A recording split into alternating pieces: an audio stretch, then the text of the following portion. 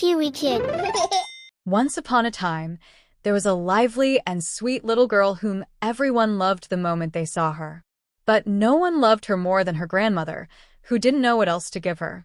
One day, the grandmother gifted her a red velvet cap, and since it suited the little girl so well, and she refused to wear anything else on her head, they began calling her Little Red Riding Hood.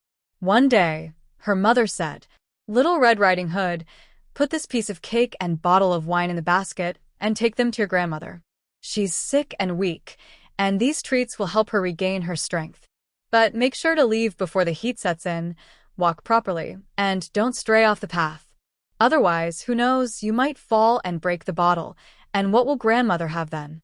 And when you enter the house, don't forget to say, 'Good morning,' and mind your manners. I'll do as you say," promised Little Red Riding Hood as she set off. Her grandmother lived in the woods, about half an hour's walk from the village. As soon as Little Red Riding Hood entered the forest clearing, a wolf appeared before her. But Little Red Riding Hood didn't know how wicked the wolf was and wasn't afraid of him at all. "Good morning, Little Red Riding Hood," said the wolf. "Thank you kindly, wolf. Where are you off to so early, Little Red Riding Hoods?" "To grandmother's." "And what are you carrying under your apron?" "Cake and wine. Mother baked yesterday, and I'm bringing some to grandmother, who is sick and weak, so she can eat and regain her strength." "And where does your grandmother live, Little Red Riding Hood?" "Just over there in the forest. About 15 minutes from here.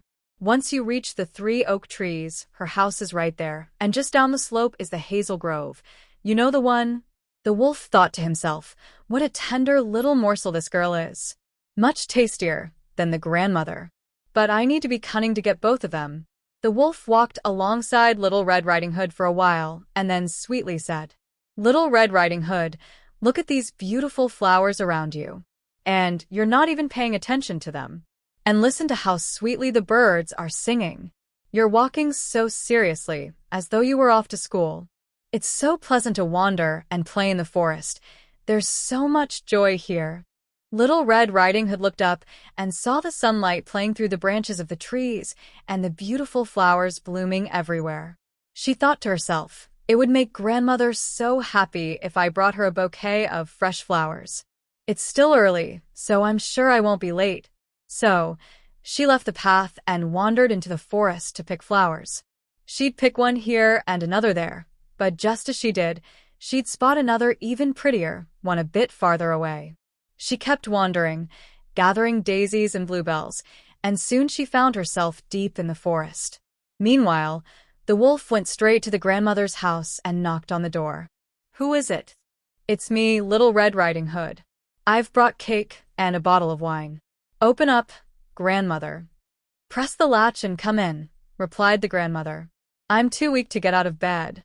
The wolf pressed the latch, opened the door, and ran straight to the grandmother's bed. Without another word, he swallowed her whole. Then he dressed in her clothes, put on her cap, and lay down in her bed. By this time, Little Red Riding Hood had gathered so many flowers that she could barely carry them. As she rushed to grandmother's house, she was surprised to see the door wide open. She stepped inside, feeling uneasy, and called, "Good morning." But there was no reply. Little Red Riding Hood approached the bed. There lay her grandmother, but something seemed very strange. "Oh, grandmother, what big ears you have. All the better to hear you with, my dear." "Oh, grandmother, what big eyes you have. All the better to see you with, my dear." "But grandmother, what a big mouth you have. All the better to eat you with."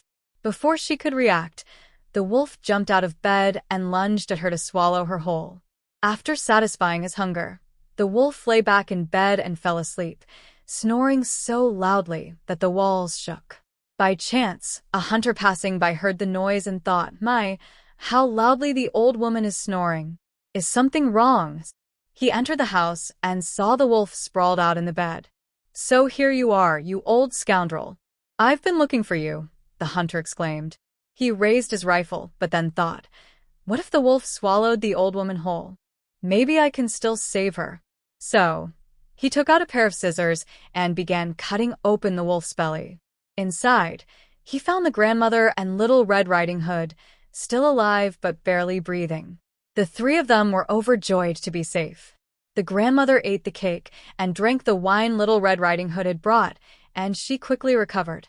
Meanwhile, Little Red Riding Hood thought to herself, with a hint of guilt, "From now on, I will never stray from the path when walking through the forest alone. I'll listen to my mother's words."